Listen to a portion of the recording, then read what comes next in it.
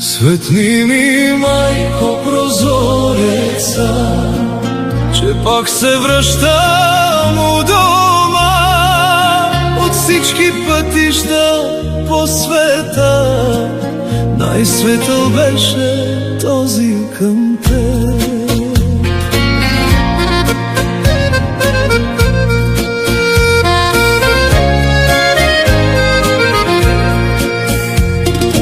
Тръгнах една сутрин рано със стара чанта и мечта. Ти беше тиха на прага и криеше сълзи с ръка. Каза ми: сине, върви, но не забравяй своя дом. Където и да отидеш, тук ще те чака майчин зов. Аз си мислех, че далече ще намеря своя път, но всяка вечер ме болеше за стария ни дворикът. Светни ми, майко, прозореца, че пак се връщам у дома. Чужбина хляб ми даде, майко, но не стопли ми душата. Светни ми, майко, прозореца, да ми покаже светлина от всички пътища по света. Най-светъл беше този към теб.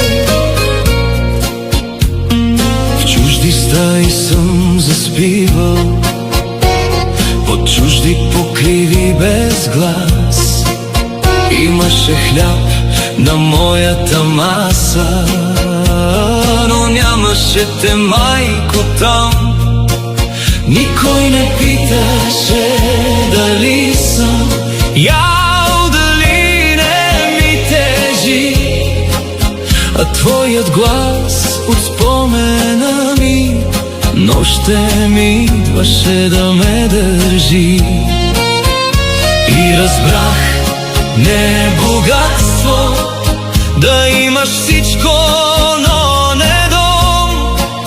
Човек е силен само малко, щом няма майчин топъл стол.